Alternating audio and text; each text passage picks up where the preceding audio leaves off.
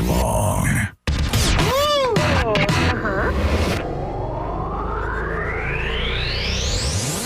Don't worry, we won't judge you if you start headbanging. But that guy next to you might. Power 88. Good morning. You are listening to the Alex Feuz Show, bringing you all of the news, sports debates, interviews with people you all care about, and so much more. Every single weekday on Dean College Power 88 Radio, broadcasting live from 7 to 8 a.m. And now, here's your host, Alex Feuz. Good morning, everyone. Happy Wednesday, and what a day we have planned out for you. Once again, I'm Alex Feuz, bringing you up until the 8 o'clock hour here on Power 88 Radio, broadcasting live from Dean College. We have a big show planned out for you folks today listening, and if you are listening, thank you for listening. We will be debriefing the MLB wildcard game last night, and it's a wildcard game for a reason, because it was wild.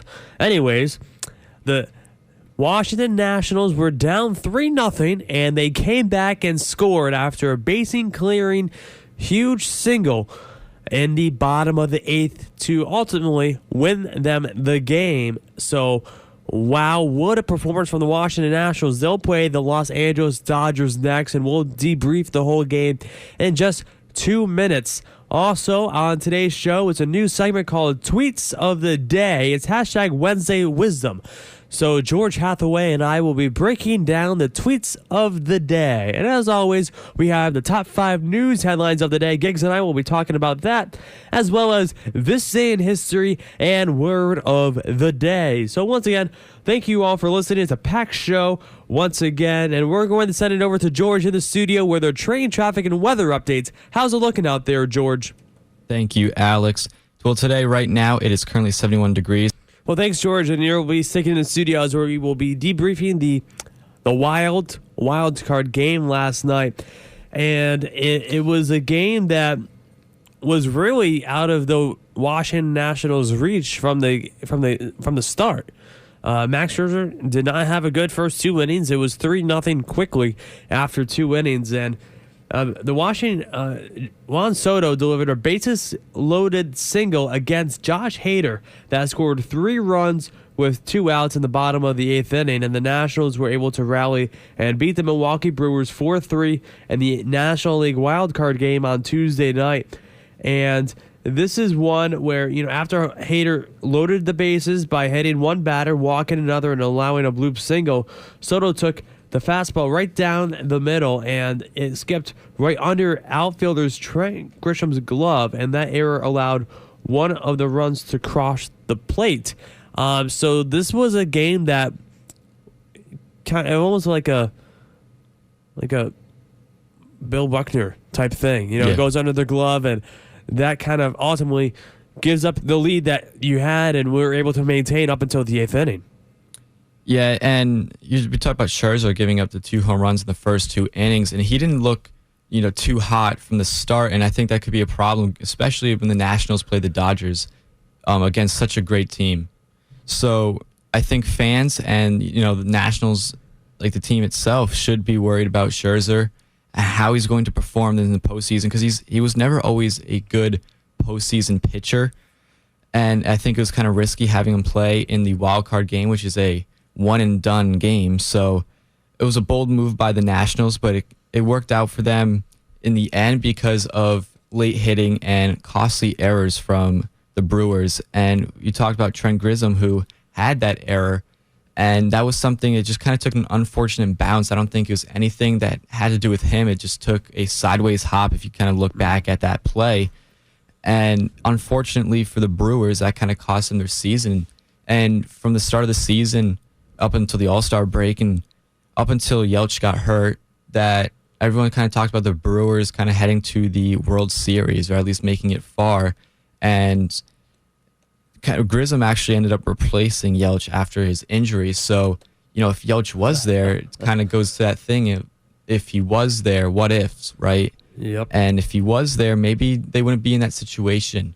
So, and I kind of was reading this a little bit before that Craig Counsell, the Brewers manager, said that it's kind of it's a part of playing in these games. It's disappointing. I'm sure that Trent is disappointed as well, but for all these guys, that's why we're here. Trent got us here, big part of getting us here.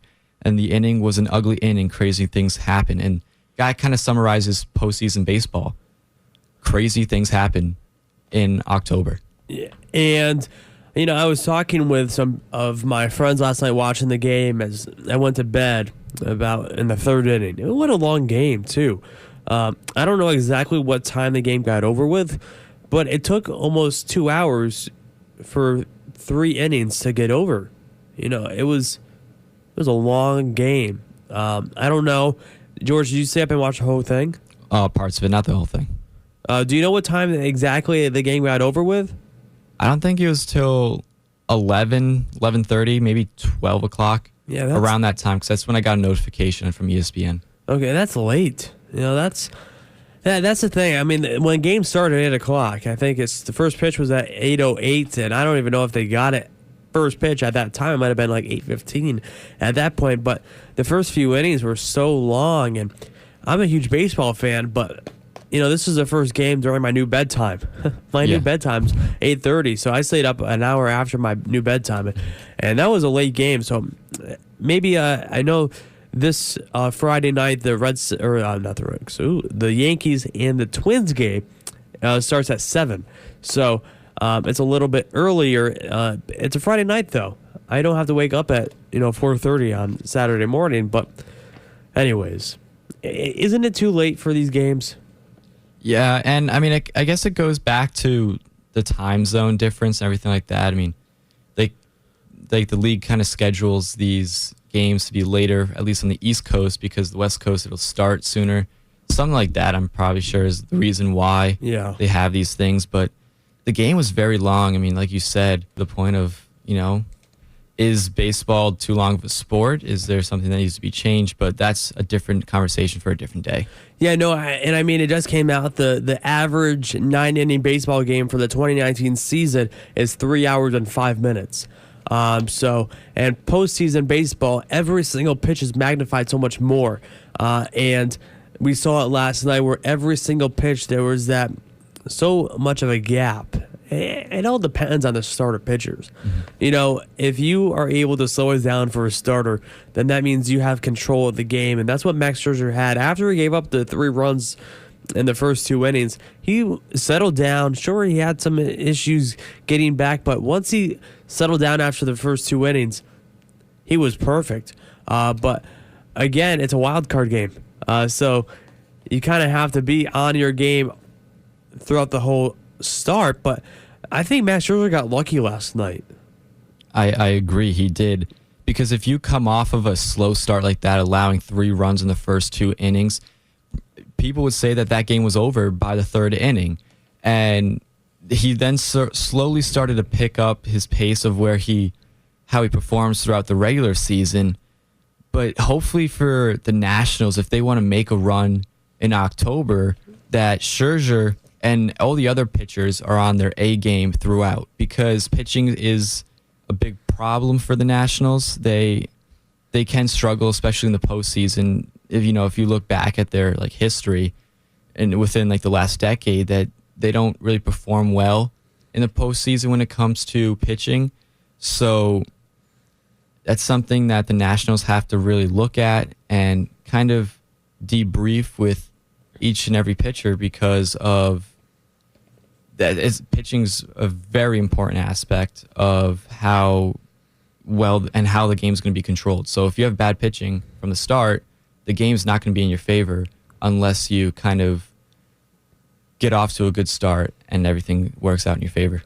A lot of National fans wanted them to bring in Steven Strasburg right away. When Scherzer was giving up those bombs and the Brewers had the 3-0 lead, and he was still struggling for a little while after that. They wanted Steven Strasburg in that game, and I don't blame them. I don't blame him either, because Strasburg probably would have done better. I mean, he was, relaxed a little bit. And if he came into that game within the 3rd inning, I think he could have sealed the deal sooner rather than waiting till the 8th inning for the Brewers to kind of have an error. Yeah, and it was an entertaining game, and I watched the highlights this morning, and I'm all caught up on the game. But what an unfortunate way, and it's a one and done game. That's what's special about this wild card game. It's anyone can win, anyone can lose type mentality. I think Nationals were 100% the favorites to win this game, especially with Scherzer on the mound. But I was saying all day yesterday, it depends how Scherzer performs and how this game goes. Scherzer is the momentum of this game. But I think I was wrong because he gave up the 3 runs in the first 2 innings, and the Nationals still won it.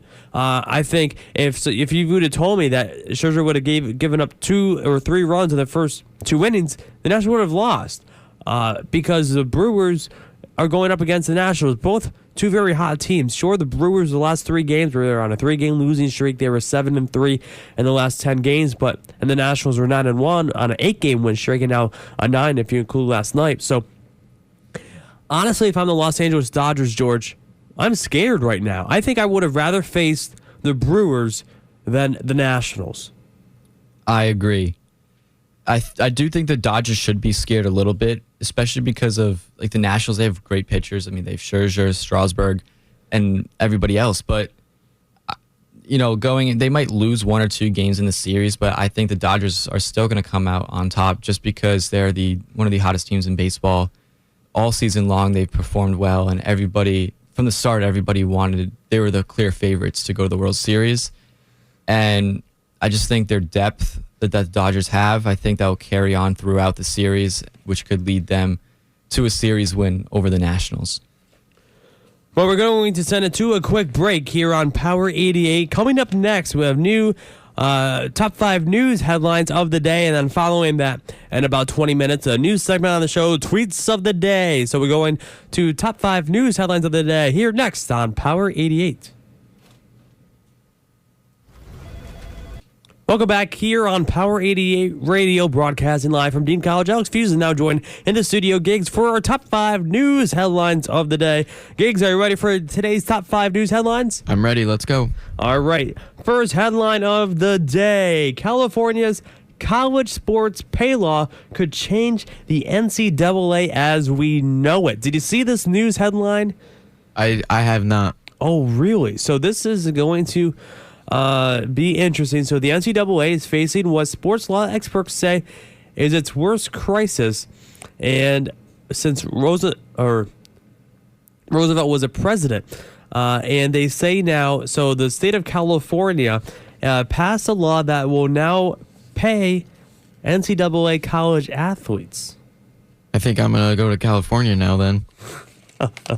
Well, that's the thing. That's the danger of this, right? Yeah. I mean, what athlete? If let's say, again, this is basic stuff. This is 2 + 2 = 4 type scenario, right? So you have 50 states, and one state is now saying, "I'm going to pay all college athletes." players, yeah. Any athlete is going to go to California. Mm-hmm. And what's going to happen is this. California's the first to do it, and then the 49 other states will follow. Yep. Because each state's college now is going to ultimately be up against the price. Oh, we aren't going to pay you, but we will. Yeah. That mentality. And it's just going to be a matter of time before all college athletes will be paid, most likely in the next 5 years. I mean, I kind of agree with it, too, because if you're a college athlete, like, your schedule in campus. So I think getting paid would help them in a way too. Just to, get back and do their stuff. Well, and especially in ways where some colleges use the athlete's likeness to make money. Yeah. So you look at college football and college basketball, March Madness. Oh my God, that's insane. The amount of money that these the NCAA is making off of these huge events. It's crazy. It's insane. Yeah. So I think it's just a matter of time. I think it's been a conversation since the start. Yeah. About paying college athletes, and now we're getting to that point, and I think it's good. Like I said, I think competition. It's good. I mean, like you said, once California does this, everyone's going to follow, And once it's in every state, I think that it's gonna, affect everyone who lives in that state, because say like California is paying more than Massachusetts or something. Well, I think each state would have to pay the same. Oh, gotcha. I mean, I don't know, but I'm saying they would have to. Yeah. I mean, that'd be wrong, because then I think the money would have to come from the NCAA. Oh yeah. It's not from the state, school yeah. or that, because then schools would get into it. I mean, I don't know how it would work, and that's the thing. I think this is why it's been a conversation for so many years, because not even the people that this is their job to talk about know how to make this work. Exactly.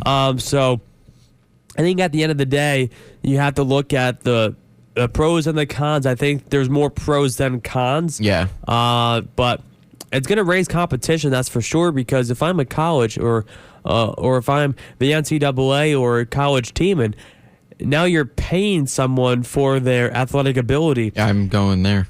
Well, sure, but also if they aren't making the cut, you know what I mean, then we're not going to pay you. Yeah, So it exactly. raises competition across the board. So it's definitely something that to keep your eye on. So California is the first, and we'll see who follows. Well, I wonder if it's all divisions or just Division 1. Because Division 1 is, I don't want to say better players, but more experience and in a bigger market, and going up against bigger schools. I mean, that's ultimately, it's like back in high school, right? Yeah. You have, Division 1, Division 2, or Section 1, Section 2, that kind of style. That's ultimately what Division 1, Division 2, and Division 3 are. Just bigger schools going up against bigger schools or smaller exactly. schools. So it's not better. It's more about bigger, bigger market, like you said. Yeah. But it's definitely a topic that a lot of people are talking about. Yeah. And I mean, it's been a debate. I mean, I can think back to middle school when we used to write essays. I actually did this last year, saying if college athletes should be paid. Yeah, it's a topic that we've talked about for a lot of years now, and I'm looking through the story to see. I didn't think I remain anything, and the law goes into effect in 2023. So it's going to take a while for it to sink in. Yeah. But it's $1 billion industry for college sports, and everyone loves college sports, and especially when it comes to March Madness and college football, especially now. College football and college basketball is two of the top sports out there that almost compete with the NFL and the NBA. But that's an interesting story right there, and we'll see where it goes next. Oh, yeah. Headline number 4, President Donald Trump overwhelms the 2020 Democrats with raising $125 million. So the latest in the 2020 presidential campaign. This is an interesting story, and especially with the whole Trump and Ukraine scandal that has gone on the past few days. So the hopeful top Democrats, the White House hopefuls, took in a collective $56 million over the last 3 months. But in a sign of what they're up against is President Donald Trump and his allies raised $125 million. Wow. And that's record. That's a record-breaking number. So this is a surprising story that just came out last night, and all the major news channels are talking about this morning, is that President Trump and the RNC raised $125 million. Yeah, no, I get that he's trying to, get more pay in office, but, raising this much amount of money for, just to get back in office is a little absurd. And especially when that's absurd, and especially where money talks, and especially in politics. At the end of the day, let's be real here. So, $125 million in 3 months is pretty insane. Yeah. Headline number 3, Kylie Jenner and Travis Scott reportedly are taking a break after more than 2 years of dating. So Kylie Jenner and Travis Scott have decided to go their separate ways, according to TMZ. I mean, I didn't really see this one coming. I honestly thought that they were going to be together for a long time. Oh, come on. Are you serious? No, I swear to God. I thought they would. Come on now. And Really? then, yeah. Why? I don't know. I just thought they were a good couple. You know, they're both famous, so. No, I mean, but let's be real here, Gigs. What famous couple have you really seen that lasted for more than 2 years? Is like almost a century for a celebrity couple. I mean, a few years ago, Madonna and A-Rod dated for like 2 or 3 years, something like that. Yeah, but now he's with J-Lo. So. Yeah. But no, I mean, the pair have been together for over 2 years now, and now they're just taking a break. So maybe they'll get back together eventually. I don't know. I mean, we saw it with Miley Cyrus and Liam Hemsworth, Yeah, but then they split again too. This article says that they share a 1-year-old daughter, and I actually didn't even know that. So what are they going to do with, when they're taking a break with this daughter, Yeah, I mean, they're still going to have to talk. Yeah. Especially with a 1-year-old. Mm-hmm. But I feel bad for the baby. I mean, do too. And especially where both of your parents are celebrities, and when you're a celebrity, you're looked under you're under a microscope every single second of the day. Mm-hmm. And the same with the baby, too, eventually. So that's headline number 3. So a surprising one for sure. Headline number 2, Forever 21's business model, they say, was way out of fashion as Forever 21's financial troubles that prompted the fast fashion store to file for Chapter 11 bankruptcy protection this past Sunday. So Forever 21, a famous store, a popular store for the generation, is now in bankrupt and are closing. Wow, this is actually really surprising too, because I know a lot of people that go to malls or it's a store in town and they buy a lot of clothes, and I think maybe why it was closing is because it's so expensive and there's so many other stores coming out like Vineyard Vines and PacSun, and Forever 21 is just going to go down with all those stores getting good reviews. I think ultimately it has to. I mean, this article even points it to Amazon as well. Amazon is kind of just taking over the whole market incredibly, and it's pretty crazy to see how much Amazon, that started out as a book website, now it's basically everything. Everything, and it's crazy how everyone's like, oh, I'll just get it on Amazon, and it's here in less than 2 days. Mm-hmm. I was joking with one of our professors here yesterday. I'm like, well, pretty soon we're going to order something online and it's going to be here in 20 minutes by drone. Honestly, that's how be soon, the world that we live in today is going to eventually go to. Yeah. It's, I don't know if it's a good thing or a bad thing, but it's definitely going to be interesting to see what's next for Amazon. Yeah. Well, here's the thing about Forever 21 too. Most outside, they're not online. So I think an Amazon is usually buy your stuff online for Amazon. So I think that could be another reason. No, I definitely agree. Last headline of the day. Once again, I always like to do the last headline, what national day it is, and this is a crazy one, okay? This is one that I question why we have national days for things. Gigs, it is National Name Your Car Day. National Name Your Car Day. Yes, it's National Name Your Car Day. And this is something that really annoys me. I hate when people name their car. Really? I named my car back home. Gigs, what's wrong with you? I don't know. What did you name it? Is it something stupid? No, I named it. It's a Mercury Mariner, and I named it Mitch. Why? I don't know. There's a hockey player named Mitch Marner, so it sounded familiar. It would sound better if you named it Seattle. Nah, I don't know. The Seattle Mariners? Oh yeah, maybe. The baseball team? Yeah. That plays in Seattle. But I like Mitch too. Why Mitch? I've had a car for over 3 years now. I have not named it. I'm Not never going to anyone? name a car. No, it's stupid. Why would I name a car? It's a car. It drives. It's not breathing. It's not. It's not alive. Sure, when you turn the key, but why would you name a car? Anyway, so the headline or the story reads that it's National Name Your Car Day on October 2nd, and it encourages a special commitment to your wheels. Oh my gosh. It's time to give your trusty automobile what it really needs, a name. Exactly. No, you don't need a name for a car. Yeah. Come on. I think that's right.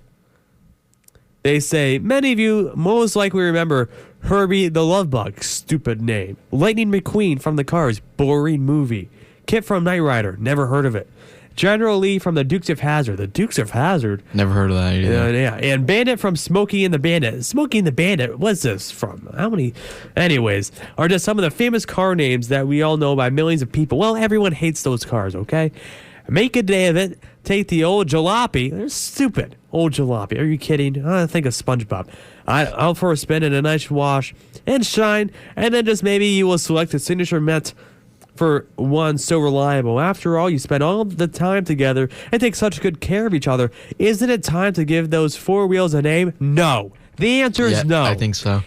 Gigs, no one should name their car. It's a joke. No, it's an absolute no. joke. No, I think when you buy your first car, you're like happy, and then everyone says like you got to name it. So, Who says that? My parents said too. So, We're going to have a word with your parents because at the end of the day, if you name your car, and especially Mitch or I thought Mitch was a good name. If you named it Seattle, that's smart, not Mitch. Anyways, General Lightning McQueen, come on. It's a good name too. No, it's a boring movie. I hate cars. Anyways, so that's the top 5 news headlines of the day. So if you named your car out there, just remove the name. It's a stupid thing, naming your cars. Are you kidding? Yeah, I don't know. I thought it was a good idea. No. Anyways, so we're going to take a quick break here on Power 88 Radio. Gigs is mad at me. He's giving me the death stare in the studio that I just upset him about naming his car. No, it's fine. It's fine. Anyways, so we're going to take a quick break here on Power 88 Radio. Coming up next, tweets of the day using the hashtag Wednesday Wisdom. There are 6 tweets out there that George and I will be breaking down here next on Power 88 Radio. George, your tweet of the day, right? Don't worry. Welcome back here to Power 88 Radio, broadcasting live from Dean College. Alex Feuz here, bringing you up into the 8 o'clock hour. We're going to send it over to George for a quick train traffic and weather update before we head it back to our show. Thank you, Alex. It is currently 7. Thank you, George. And once again, a new segment on the show that we're doing today is Tweets of the Morning. There's a hashtag that's trending right now, hashtag Wednesday Wisdom. So George is joining me back in the studio when I'm going to read the tweets. And this one came from 78 Rider. It said, follow your heart, but take your brain with you. Hashtag Wednesday Wisdom, Wednesday Thoughts. Well, Alex, I think the Wednesday Wisdom should be a new segment on the show on Wednesdays. All right. That's something interesting, You Give like a little, this? Yeah, a little motivational quote for the day, something like that. But I like that quote, actually. That's a whole philosophical kind of thing, the mind and the heart. So I think people should follow their hearts, but also listen to their minds as well. It's something deep that you can go have a deep conversation about. 100%. You can always follow your heart, but also use your brain as the best response, and your inner feeling will always be right in most cases. And more people should use their brain. I didn't agree. mean it like that. I know what you mean. Oh boy, that's funny. You have the power to change your anything, one positive thought at a time. That's a good one because you have your own control over your own actions and what you do. So, I got up this morning to come here to be with you on the show. So, I mean, Thanks, George. You're welcome. And gigs. I appreciate it. So, I mean, we both came here because we wanted to. So we have our own power over what we do. And it's benefiting both of us. The next tweet, wisdom goes beyond fancy words. It's a lived experience. We all have wisdom. We all do have wisdom, and that quote's kind of correct. You don't have to be fancy if you want to, sound smart, right? I mean, you just have to do your research, know a lot about what you're talking about, be knowledgeable, and that's where wisdom comes from. And be willing to work with other people and to just talk with people and share your knowledge that you have. That's wisdom. It is. Tweet number 4, exhausting is okay. It means you're in the game. You're on the way up and you're not on the way down. That one's said by Lee Rosen. So it's a nice quote. So again, exhausting is okay. It means you're in the game. You're on the way up and you're not on the way down. That's like a tough one to kind of comprehend. I mean, if it was a little later in the day, I probably would have tell you like something. I would analyze that for you. But I mean, that's a good one. It's a tough one to kind of wrap your mind around. But overall, I mean, that's something good to take. I guess what it's saying is, yes, exhausting. If you're exhausted, being exhausted is okay. It means that you're in the game that you really want to work for and that you're on the way up when whatever game you are playing, whether it's life or an actual sport, and you're not on the way down. If that makes more sense. Yep, that makes more sense to me now. And then the last one is when you're curious, you find lots of interesting things to do. That one was said by Walt Disney. So when you're curious, you find lots of interesting things to do. Yeah, he was definitely curious because, I mean, he created, a huge franchise of pretty much life as we know it. I mean, Disney is probably taking over everything right now. That's Along with Amazon. I know. That's a different conversation right there. But Walt Disney, a very, very great person. I mean, he's very philosophical. I thought he knows what he's talking about, and he took a lot of those things that he said into his own actions. So it's not like he's saying it just to say it, but he has backup, like proof to show that, he does take things into action. Speaking of Disney, Walt Disney World Resort opened in Orlando, Florida on October 1st, 1971. So yesterday, it was their anniversary from when they first opened. And the resort opened with the Magic Kingdom theme park featuring the Cinderella Castle at its center, and has since added Epcot and the others, including Animal Kingdom and Hollywood Studios. And the project began in 1955 after Disneyland in California opened in 55. And did you know, George, that Magic Kingdom and the Walt Disney World Resort is not actually in Orlando, Florida? It's not. It's Bay Lake, right? Is that where it's at? It's right outside the city limit.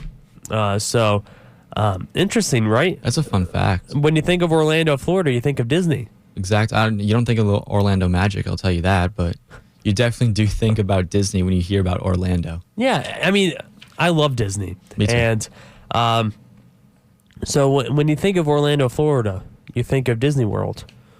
But it's not in Orlando, everyone. Mind blown. So it's like a city of its own? Basically. I mean, it is really. It is. Yeah. I mean, Disney World is insane. It is. I just realized that one of their hotels was a campground.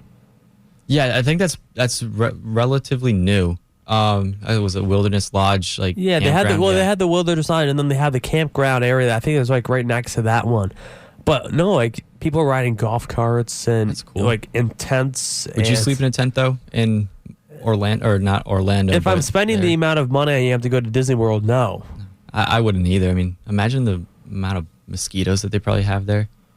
Well, yeah, and it's just like, I don't know. It rains every day in Florida, it seems like. But I would rather spend the money and go to like the Grand Floridian or stay in the hotel in the Wilderness Lodge. Yeah, best of both worlds. Right.